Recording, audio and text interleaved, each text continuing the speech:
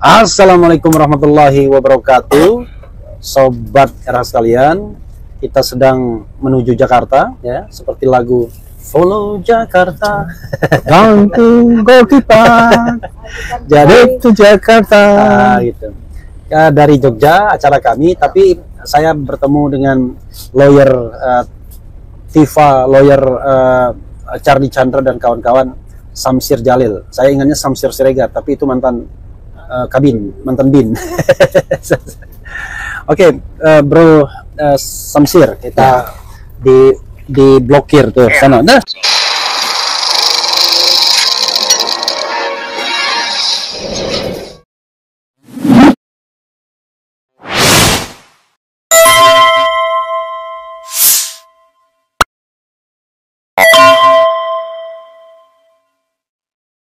sini aja nggak apa-apa. Sana, silakan. Ya. Oke, ya. Ini besok itu sampai Jumat itu akan ada pemanggilan para terlapor dan saksi ya, dalam kasus ijazah palsu. Nah, apa yang Anda ingin komentari dengan pemanggilan yang kelihatannya mulai masif mulai besok sampai Jumat? Dan apakah ada potensi untuk penahanan walaupun memang belum ada dijadikan tersangka, tapi dalam presiden dulu ya, ketika masih berkuasa orang belum tersangka, panggil dulu, begitu diperiksa-periksa, wah ini kesalahannya, kemudian ditetapkan tersangka, diperiksa sebagai tersangka, langsung ditahan. Silakan, apa yang Anda ingin komentari dengan proses sejauh ini? Silakan. Ya, ini bukan mulai besok ya, hari ini udah mulai dipanggil dari teman-teman kita. Hari ini ada dari media, ada Sunam. Oh iya, hari ini sudah ya? Sudah. Saya ingat hari ini masih hari libur. Dan mereka itu dipanggil dalam jumlah 12 orang yang terlapor untuk perkara ijazah palsu di Polda Metro Jaya.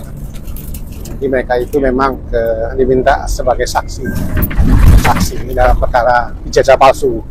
Jadi tentunya kita juga sebagai lawyer kita sudah mempersiapkan juga untuk mendampingi pemeriksaan terhadap mereka. Jadi kita dalam beberapa pasal-pasal yang ditujukan yang diduga dilakukan oleh teman-teman terlapor ini memang adalah pasal yang memang belum bisa mestinya mereka diperiksa, karena memang ijazah itu sampai sekarang belum bisa dikatakan ijazah itu asli, sehingga mereka yang disampaikan sebagai perbuatan yang melawan hukum itu kan mestinya nggak bisa ya, karena mereka kalaupun mereka dikatakan melawan hukum dalam arti dikenakan pasal 310 atau 311 yang pencemaran nama baik maupun fitnah, itu nggak bisa ditujukan kepada mereka. Jadi kita tentunya dalam hal ini, dalam mendampingi, kita akan tetap menyampaikan pendapat dan sesuai dengan haknya kita dalam memberikan keterangan, sehingga ada strategi kita juga untuk melakukan pemeriksaan besok. Jadi tentunya keterangan itu akan kita berikan sebatas mereka yang terlapor itu yang hubungannya dengan ijazah palsu yang sampai hari ini juga belum bisa didapatkan. Jadi dalam arti kalaupun mereka mau tetap memaksakan untuk pemeriksaan, kita akan mintakan juga ijazah aslinya mana. Iya, bro ya. Kalau kita lihat surat pemanggilannya itu sama. Surat pemanggilan dulu itu menyebut locus dan tempus delicti tanggal 26 Maret. Itu khusus untuk laporan Pak Jokowi. Tapi ketika laporan ini digabung dengan 5 laporan lainnya yang nggak jelas itu kan, tiba-tiba pasal yang digunakan bertambah. Termasuk pasal 160 KUHP penghasutan. Kemudian termasuk juga pasal ujaran kebencian ditambah pasal 28 ayat 2 Undang-Undang ITE. Dan kemudian tempus dan locus delictinya jadi 22 Januari. Apa strategi lawyer ya untuk menghadapi ini semua? Karena kelihatannya mereka seperti supermarket aja. Panggil dulu, tebar pasal dulu, soal siapa yang bakal jadi tersangka masih awah gelang. Silakan. Ya betul itu. Jadi locus dan tempusnya itu juga dari 12 yang terlapor itu Itu tanggal 12 Januari ya, Kang? 22 Januari. Itu memang mereka tidak ada yang dalam peristiwa tersebut, mereka tidak sama sekali tidak ada yang berhubungan dengan perbuatan pidana. Jadi itu juga memang masuk dalam hal selain ijazah palsu tadi ya, ada hal yang lain yang memang juga kita sebagai penasihat hukum mereka juga kita sampaikan kalau mereka memang tidak ada hubungannya dengan tanggal 26 Januari itu, ya nggak perlu menjawab pertanyaan-pertanyaan yang katakanlah udah dikonstruksikan oleh penyidik dalam proses pemeriksaan. Itu juga kita masukkan ya, karena memang tadi betul, jadi pasal-pasalnya bertambah, ada pasal 160 penghasutan. Tapi ya mereka kalau tidak berhubungan dengan peristiwa yang mereka memang tidak ada di situ, ya tentu kita tidak akan melakukan. Iya, tapi Bro Samsir ya, yang jadi masalah adalah dari 12 terlapor plus saksi-saksi lain yang terkait dengan 12 terlapor tersebut, kan tidak semuanya di bawah naungan penasihat hukum yang sama. Ada yang sendiri-sendiri. Babe Aldo misalnya sudah diperiksa dan lama pemeriksaannya sampai malam tuh, dari jam 1 sampai malam dia baru selesai. Nah, ini menunjukkan bahwa ada ketidakseragaman penyikapan karena surat panggilannya sama, tetapi kelihatannya masing-masing punya strategi sendiri. Bagaimana? Ya tentu betul sekali. Dalam arti untuk mendampingi klien kita menghadapi pemeriksaan di kepolisian, kita punya strategi yang memang itu yang harus kita berikan. Tapi pada tim yang kita dampingi, kita mempunyai kesepakatan. Kita punya kesepakatan memang untuk melakukan jawaban ataupun menjawab konstruksi yang sudah memang kalau pemeriksaan itu kan konstruksinya memang sudah dibuat ya oleh kepolisian untuk berhubungan dengan pasal-pasal yang jadi dugaan mereka yang terlapor itu untuk dikenakan. Kalaupun memang ada berbeda dengan dari 12 orang itu ada yang lain seperti tadi disebutkan Babe Aldo, ya itu ya boleh aja. Tapi tentunya kami akan menjaga klien kami agar mereka betul-betul terjaga ya dari dugaan pasal-pasal yang dikenakan itu, Bang. Kalau Bro Samsir dan kawan-kawan ini penasihat hukum siapa saja dari 12 terlapor itu? Pertama ya tentunya Pak Abraham Samad ya. Abraham Samad. Tapi dia udah diperiksa. Ya. Dia udah diperiksa. Itu juga perlu waktu yang panjang, habis 10 jam jadi diperiksa. Ya. Kemudian yang lain ya memang itu juga menarik ya. Tapi jawab dulu pertanyaan. Yang lain itu ada besok itu ada Roy Suryo, terus Kurnia, ya Tri Royani. Ya, Kurnia Tri Royani satu orang. Satu orang ya. Satu lagi Rizal Fadila itu besok. Yang hari ini tadi saya sudah sebutkan. Itu klien Anda ya? Itu kita. Lalu siapa lagi? Yang lainnya Egy Sujana klien Anda? Tidak. Egy Sujana tidak. Kemudian yang lain lagi tadi siapa lagi? Ini. Jadi kita sebutkan satu-satu kan. Egy Sujana. Ya. Kemudian Damai Hari Lubis. Damai Hari ya tidak termasuk di tim kita itu. Tidak termasuk. Kemudian Kurnia Tri Royani masuk. Rizal Fadila masuk. Kemudian yang itu yang ada tadi kan yang hari ini diperiksa. Ada Meriati, Arif Nugroho. Meriati itu ya itu Mary Samiri ini. Iya, Mary Samiri. Oke. Kemudian ada Arif Nugroho, itu jurnalis. YouTuber ya. Dia jurnalis ya. Kalau YouTubernya Sunarto. Oke. Kemudian untuk itu hari ini diperiksa. Ya. Kemudian untuk besok itu ya tadi yang saya sudah sampaikan Roy Suryo, Kurnia Tri Royani ya. Kemudian satu lagi Rizal Fadila. Itu klien Anda semua. Itu klien kita semua itu. Udah 6. Kemudian hari Kamis itu Rustam Effendi. Rustam Effendi aktivis ya. Kalau Rustam Effendi terlapor, tapi yang Arif Nugroho itu belum masuk namanya di dalam itu. Tapi dia terperiksa ya. Dia terperiksa ya. Ada saksi dia ya. Tadi udah dan masih ada lagi Sunarto juga nggak masuk di dalam 12 itu, tetapi dia diperiksa. Dia diperiksa. Oke. Kemudian ada ya tentunya 3 RRT tadi ya, Iya. itu masuk di itu. Mereka akan diperiksa hari Jumat. Dokter Tifa klien Anda juga? Oh sorry, ya bukan RRT, RR aja. Oh, Kak. RR. Oke. T-nya enggak ya, Oke. Tifa dipegang oleh kuasa hukum yang lain. Oke. Jadi Roy Suryo dan Rismon Sianipar untuk masuk kami. Oke, orang bertanya ya. Oh satu lagi, Iya, siapa? ada Michael Sinaga. Oh, Michael Senaga klien Anda juga ya? Michael Sinaga dan ada Nurdian ya. Ya, itu itu yang termasuk 12 juga itu. Ya itu yang termasuk. Ya, sekian Termasuk, ya. Oke. Orang kan mengatakan, wah ini tersangka, ditahan kan begitu ya. Apa yang Anda pikirkan tentang skenario yang kira-kira akan dilakukan oleh para penegak hukum ini terhadap 12 orang, bahkan barangkali bisa lebih karena ada kata-kata dan kawan-kawan kan? Kawan-kawan. Silakan.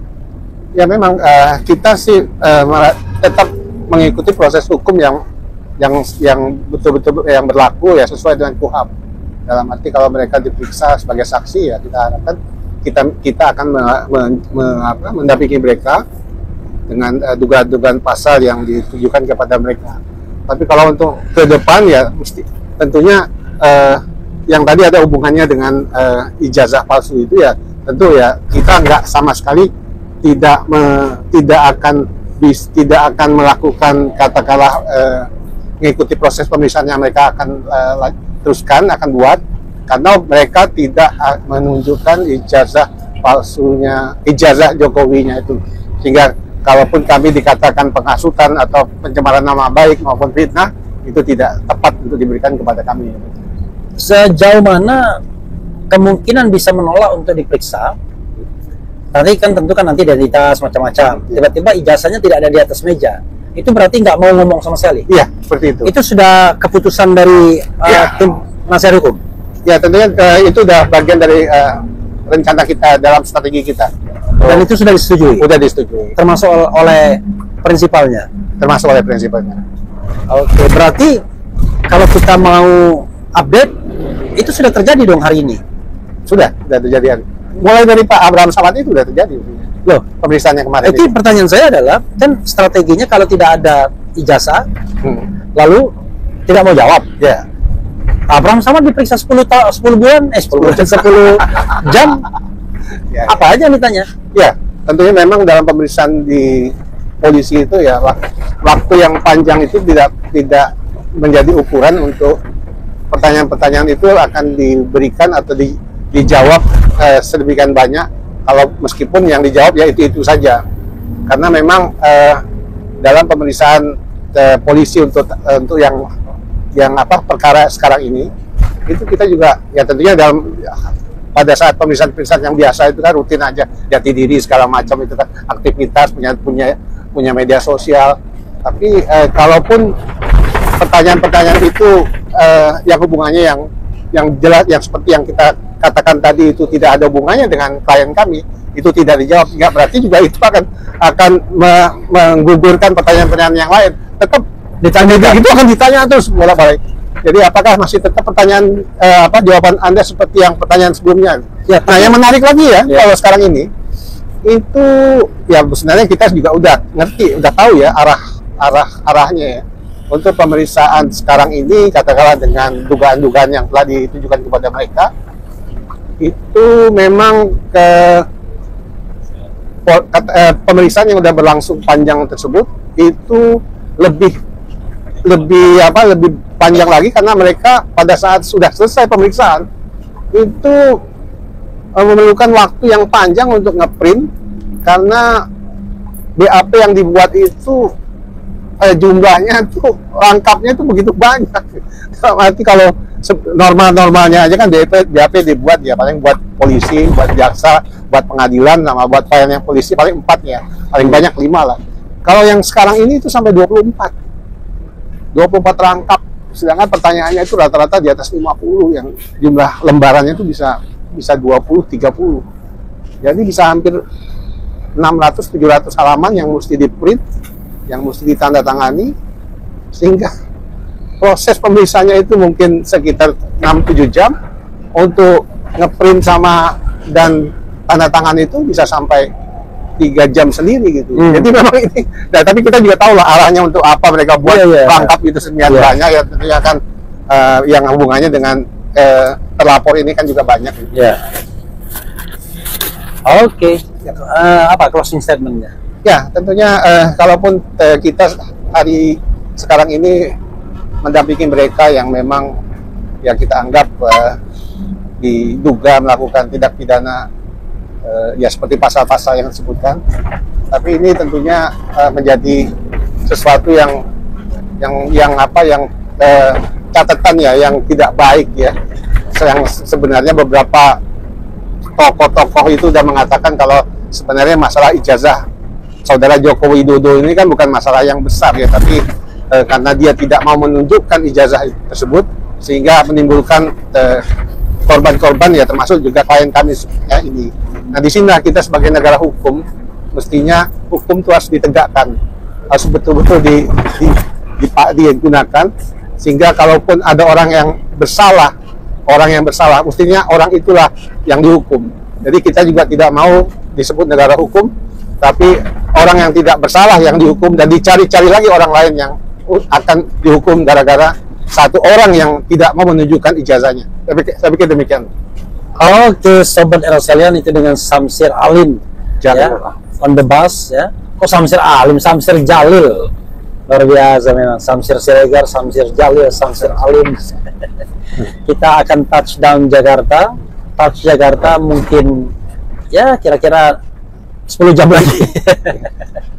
Sekarang in the dark. Sekarang masih desert in the dark ya. Sekarang masih di daerah Kalasan. Oke, itu saja Sobat Eroselian ya. Tapi saya mau minta statement dari FBI, satu pertanyaan ya, luar biasa. Ini ada Sekjen FBI. Entah nih, kalau Sekjen begini pasti banyak uangnya nih kayaknya. Sekjen FBI, satu pertanyaan ya. Apa saja langkah-langkah yang sudah dilakukan oleh FBI dan akan dilakukan ya dengan sesungguhnya tentunya ya. Jangan sampai nanti orang bilang wah ini bluffing aja. Apa yang sudah dan akan dilakukan oleh Forum Diaspora Indonesia. Silakan. Only one question you can elaborate. Thank you. Pertama yang sudah dilakukan yaitu membuat surat.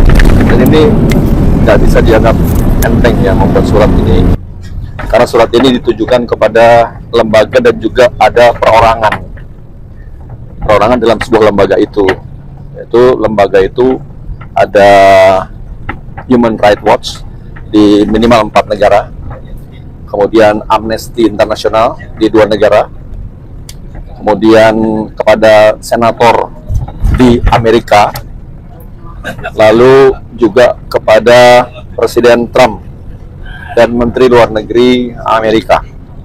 Itu yang sudah dilakukan. Nah, kemudian FBI melalui chairman kami di San Francisco, California, Mas Chris Komari, sudah mendapat respon dari salah seorang senator namanya Alex Padilla dari Partai Demokrat di Amerika, merespon surat kami, dibalas dengan surat juga oleh beliau, dan dalam suratnya kurang lebih beliau menyatakan bahwa hal ini akan menjadi perhatian dari senator di Amerika. Artinya kalau seorang senator di Amerika, which is kalau di kita anggota DPR, sangat berbeda jauh kualitasnya dan juga aksesnya, otoritinya juga berbeda antara seorang senator dengan anggota DPR. Kepeduliannya juga berbeda, apalagi ini menyangkut dengan human rights. Mereka sangat concern di situ, gitu.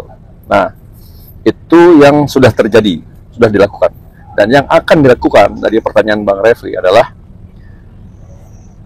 kami juga sudah mengirim surat kepada Presiden Prabowo Subianto dari FBI yang saya tanda tangani beserta dengan Chairman FBI, bahwa kami meminta kepada Pak Prabowo agar ikut menangani masalah ini, membantu kami untuk membuat suasana ini menjadi tidak berpanjang lebar gitu. Sangat mengharapkan ada campur tangan dari Pak Prabowo, karena ini menyangkut pejabat publik. Pak Jokowi kan masih jadi pejabat publik, beliau setelah berhenti dari presiden kan sekarang menjadi pengawas ya di, saya lupa tuh Pamas atau pembina ya, saya lupa jabatannya, di Danantara, penasehat ya, penasehat di Danantara. Artinya beliau masih jadi menjadi pejabat publik, dan ketika menjadi pejabat publik maka ada kewajiban sesuai dengan undang-undang yang berlaku ya, bahwa kalau diminta oleh masyarakat menunjukkan dokumen-dokumen yang dimiliki, itu wajib menyampaikan kepada masyarakat karena beliau pejabat publik. Nah, itu akan kami tanyakan terus, dan kami mohon dukungan dan bantuan dari Presiden Prabowo untuk juga menangani masalah ini langsung ataupun tidak langsung. Dan surat sudah kami layangkan kepada Pak Prabowo beberapa hari lalu melalui petinggi Gerindra. Ya, saya nggak perlu sebut namanya, tapi sudah disampaikan. Ya, mudah-mudahan Pak Prabowo sempat membaca, kemudian menindaklanjutinya. Gitu. Harapan kami ya ke depan, ini langkah ke depan tadi Bang Revi tanyakan. Kami sudah mendapat respon dari Pak Prabowo sebelum beliau berangkat ke New York. Beliau tuh akan hadir di UNGA namanya, United Nations General Assembly, atau sidang umum PBB di New York pada bulan September mendatang. Tepatnya beliau akan berpidato di forum sidang umum PBB itu pada tanggal 23 atau 25 September. Jadwal beliau pidatonya di situ. Nah, harapan kami, beliau juga mengangkat isu ini, karena ini isu itu sudah isu, bukan hanya isu nasional, jadi isu internasional. Karena apa? Karena ada pelanggar HAM-nya di situ, gitu ya. Gitu. Nah, oleh karena itu harapan kami sangat besar kepada Presiden untuk meluruskan masalah ini, menjernihkan dan menyelesaikan lah gitu ya, apapun yang terjadi nanti. Nah, selebihnya bahasa kami di FBI, ujung-ujungnya adalah serahkan semuanya kepada hukum, biar hukum yang berbicara. Nah, jadi kita landasannya hukum.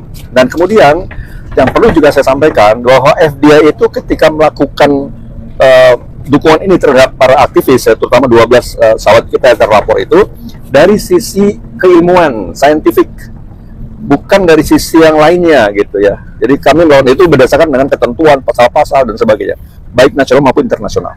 Nah, barangkali itu yang bisa saya sampaikan. Semoga saja ini cepat selesai.